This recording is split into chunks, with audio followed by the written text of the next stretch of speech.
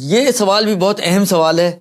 کیونکہ دیکھیں بعض اوقات ہماری رویت ہلال کمیٹی بھی اعلان کرتی ہے جی مثلا اسلام آباد میں چاند نظر آ گیا، ہم لوگ خوش ہو جاتے ہیں، سب لوگ جو کان لگائے بیٹھے ہوئے ہوتے ہیں خبروں کے اوپر کہ بھئی کہیں چاند کا اعلان ہوا یا نہیں ہوا۔ اسلام آباد کا اعلان، سوال تو یہ ہے کہ کراچی کے لیے کافی ہے یا کافی نہیں ہے؟ آیا اسلام آباد اور کراچی ہم افق ہے یا نہیں ہے؟ دیکھیں آغا سیستانی کا، آغا خامنائی کا اور آغا خمینی کا، ان تینوں بزرگان کا ایک جیسا نظریہ افق کے مسئلے میں۔ ان تینوں بزرگان کی رائے یہ ہے کہ اگر ایک شہر میں چاند ہوتا ہے اور دوسرا شہر اس کے یا تو ہم افق ہے، ایک ہی لائن پر ہیں، یا بہت قریب ہے افق، تو پھر تو ایک شہر کا چاند دوسرے شہر کے لیے کافی ہو جاتا ہے۔ البتہ اس میں بھی انہوں نے ایک چھوٹی سی تفصیل دی ہے، ابھی یہ تفصیل تقریباً باقی مراجعین نے بھی مانی ہے، لیکن میں اس وقت آغا سیستانی کے حوالے سے خاص طور پہ عرض کر رہا ہوں۔ وہ تفصیل انہوں نے یوں دی ہے، کہتے ہیں کہ اتحاد افق اس صورت میں سمجھ میں آتا ہے، یعنی پہلے تو انہوں نے ایک تعریف کی اتحاد افق، کہتے ہیں اتحاد افق سے مراد یہ ہے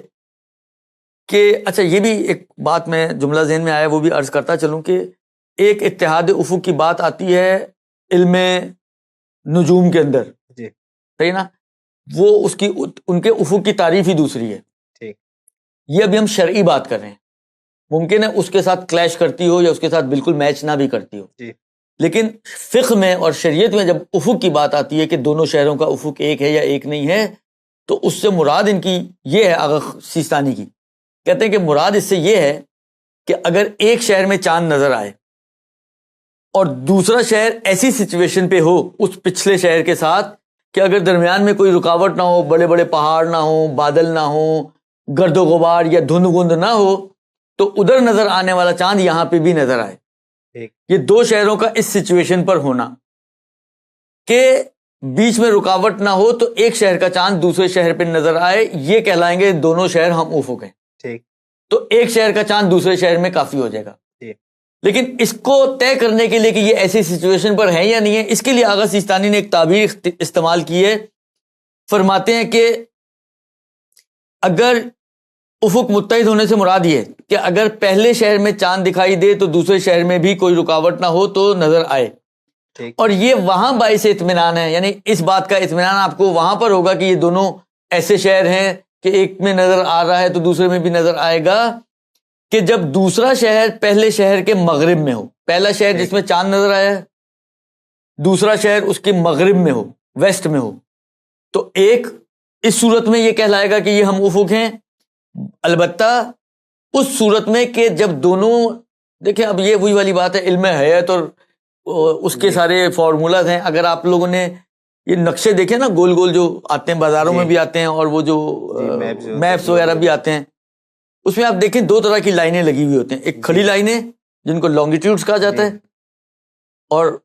عربی میں یا فارسی وغیرہ میں اس کو خطے طولی کہا جاتا ہے، اور ایک لیٹیٹیوڈز ہوتے ہیں جو لیٹی ہوئی ہوتے ہیں، ان کو خط عرضی کہا جاتا ہے۔ چاند جس شہر میں نظر آیا ہے اور دوسرا شہر اس کے مغرب میں ہو، یہ اس صورت میں فائدہ دے گا کہ جب دونوں خط عرضی کے اعتبار سے یا تو ایک ہی خط پر ہوں یا بہت ہی قریب ہوں، تو یہ فائدہ دے گا۔ یعنی اگر دو شہر ایسے ہیں کہ اگر ان کو آپ خط عرضی کے حساب سے دیکھیں تو بہت فاصلہ ان میں، تو پھر مغرب میں ہونا بھی فائدہ نہیں پہنچائے گا، ٹھیک ہے نا، مغرب میں ہونا اس صورت میں فائدہ پہنچائے گا کہ جب دونوں شہروں کا خط عرضی کے اعتبار سے اگر آپ جا کے میپ میں دیکھیں تو یا تو بالکل ایک ہی لائن پر ہوں یا بہت ہی قریب ہو، بہت ہی مائنر سا ڈفرنس ہو دونوں کے اندر، تو یہ فائدہ پہنچائے گا۔ اور اگر وہ مشرق میں ہے، مغرب کی بجائے شہر مثلا چاند جہاں نظر آیا ہمارا شہر اس کے مشرق میں، تو اس صورت میں خط عرضی کے علاوہ خط طولی یعنی لانگیٹیوڈ لیٹیٹیوڈ دونوں میں بہت قریب ہونا چاہیے، تو جو ہے وہ فائدہ پہنچائے گا۔ اب دیکھیں مسئلہ یہ ہے کہ یہ ساری علم حیات کی باتیں ہیں، اچھے خاصے لوگوں کی سمجھ میں نہیں آتی، سچی بات بتاؤں تو شاید میری سمجھ میں بہت زیادہ نہیں آتی، درست؟ عوام کیسے کیا کرے، مسئلہ طے کیسے کرے گا؟ طے کرنا تو مشکل ہے۔ اب لاہور میں اناؤنس کر دیا، اسلام آباد میں اناؤنس کر دیا، میں یہ ساری چیزیں اگر طے کرنے والا اتنا ہی ماہر ہوتا تو میں تو موسمیات میں ہوتا،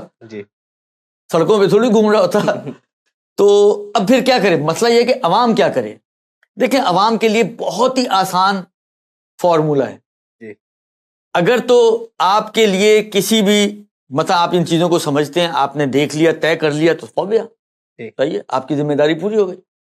لیکن اگر میں یہ چیزیں طے نہیں کر پاتا ہوں, میں ان چیزوں کو نہیں سمجھتا ہوں, ان کو طے بھی نہیں کر پاتا ہوں, تو میرے لیے آسان طریقہ یہ ہے کہ جب تک یقین یا اطمینان نہ ہو جائے کہ پہلی ہوئی ہے, میں اس کو پچھلا ہی مہینہ سمجھوں گا. مثلا فرض کریں آپ نے رمضان کا چاند طے کرنا تھا, اس کا مطلب ہے آپ شعبان سے گزر رہے ہیں. ٹھیک ہے, اب یہ ساری چیزیں میرے کو تو سمجھ میں نہیں آئیں, یا بڑی کوشش کی, میں کچھ کسی نتیجے پہ نہیں پہنچ سکا. میرے لیے آسان ایز اے مکلف ہونے کے ناطے میرے لیے آسان کام یہ ہے کہ جب تک مجھے رمضان کی پہلی ہونے کا یقین نہ ہو جائے, اس وقت تک میں اس کو شعبان سمجھوں گا. اچھا, اب شعبان ہے, چاہے آخری شعبان ہو. اب میرا سوال آپ لوگوں سے کہ اگر آخری شعبان ہو تو کیا 30 شعبان کو روزہ رکھنا واجب ہے؟ نہیں. سب کہیں گے نہیں, بس میرے پہ واجب نہیں ہے میں روزہ رکھوں. میرے پہ واجب نہیں ہے میں روزہ رکھوں. ہاں رکھنا چاہوں, کیا ہوگا وہ بعد میں مسئلہ آئے گا. لیکن ابھی ہم ذمہ داری طے کرنے کی بات کریں کہ آیا میری شرعی ذمہ داری ہے کہ وہ آخری دن جس میں ہو سکتا ہے کہ شاید یہ پہلی ہو لیکن میرے لیے کنفرم نہ ہو رہا ہو, تو میں روزہ رکھوں. سارے فقہا جن کا 3-4 کا میں نے نام لیا, سب کا نظریہ یہ کہ آپ پر واجب نہیں ہے کہ آپ اس دن روزہ رکھیں. تو آپ نے روزہ نہیں رکھا, دن میں پتہ چل گیا کہ جی آج تو پہلی ہو گئی, اب آپ کسی طرح یقین آ گیا, کوئی مسئلہ نہیں, کوئی آسمان نہیں ٹوٹا. اس دن آپ نے روزہ نہیں رکھا, بعد میں اس کی قضا کر لیجیے گا. کون سا اس کا, اتنے روزے خود ہی چھوڑ دیتے ہیں ہم لوگ, ایک غلط فہمی میں چھٹ گیا تو چھٹ گیا. لہذا جو روزہ اس قسم کی مجبوری کے تحت چھٹا ہے کہ آپ نے, یعنی آپ کا وظیفہ نہیں تھا کہ آپ روزہ رکھیں, آپ نے روزہ نہیں رکھا, اور بعد میں آپ کو پتہ چل گیا نہیں وہ رمضان کا دن تھا اور آپ کو روزہ رکھنا چاہیے تھا, جبکہ آپ ناشتہ کر چکے ہیں, آپ چائے پی چکے ہیں, آپ کھانا کھا چکے ہیں. جب بھی آپ کو پتہ چلا مغرب سے پہلے آپ کے کوئی نہ گنہگار ہیں, نہ کچھ اور آپ کے اوپر کوئی کفارہ آئے گا کہ آپ کہیں جی آپ نے تو جان بوجھ کے روزہ, کچھ نہیں آئے گا. صرف ایک قضا آئے گی, رمضان ختم ہو, رمضان کے بعد اگلے سال تک کسی بھی دن اس ایک روزے کی آپ قضا کر لیں.